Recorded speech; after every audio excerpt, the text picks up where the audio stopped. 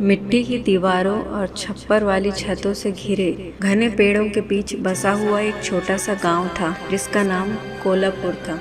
इस गांव में अजीब सी बातें अक्सर सुनने में आती थी, लेकिन लोग उन बातों को अंधविश्वास मानकर नजरअंदाज कर देते थे। परंतु एक घटना ऐसी हुई जिसने पूरे गांव को हिलाकर रख दिया। गांव के एक कोने में पुराने बरगद के पेड़ के पास एक छोटा सा कच्चा घर था जिसमें रमा और उसकी छोटी बहन पूजा रहती थी। रमा 18 साल की थी और पूजा 16 की। दोनों की माता पिता का कुछ साल पहले देहांत हो चुका था। लोग कहते थे कि वे असमय मौत का शिकार हुए थे और उस घर में कुछ बुरी आत्माएं वास करती थी, लेकिन रमा और पूजा ने उन बातों पर कभी ध्यान नहीं दिया और अपनी छोटी सी दुनिया में खुश थी। एक रात जब पूरा गांव सो रहा था, रमा और पूजा अपने घर में भी लेटी हुई थी, तभी उन्हें दरवाजे पर दस्तक सुनाई दी। रमा ने दरवाजा खोला तो बाहर कोई नहीं था। वो थोड़ी चिंतित हुई, लेकिन फिर सोचा कि शायद यह उसकी कल्पना हो। अगली सुबह पूजा गायब हुई तो रमा घबरा गई। उसने पूजा को हर जगह ढूंढा, लेकिन वो कहीं नहीं मिली। गाँव वालों ने कहा कि पूजा का इस तरह से गायब होना कोई साधारण बात नहीं है।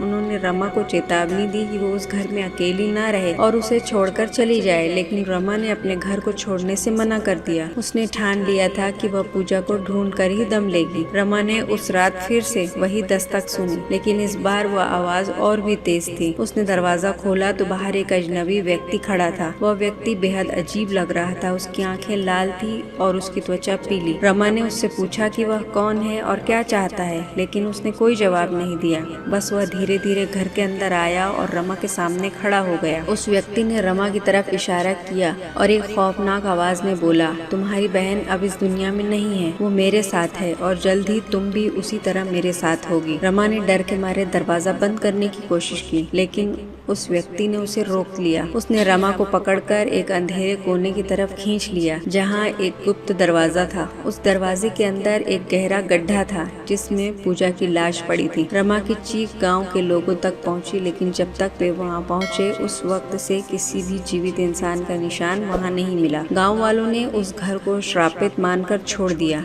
अब वह घर वीरान पड़ा है और कहते हैं कि रात के समय वहां रमा और पूजा की आवाजें आज भी सुनाई देती है। जो भी उस घर के पास जाता है उसे अजनबी व्यक्ति की लाल आंखें दिखती है जो अपनी अगले शिकार की तलाश में होता है।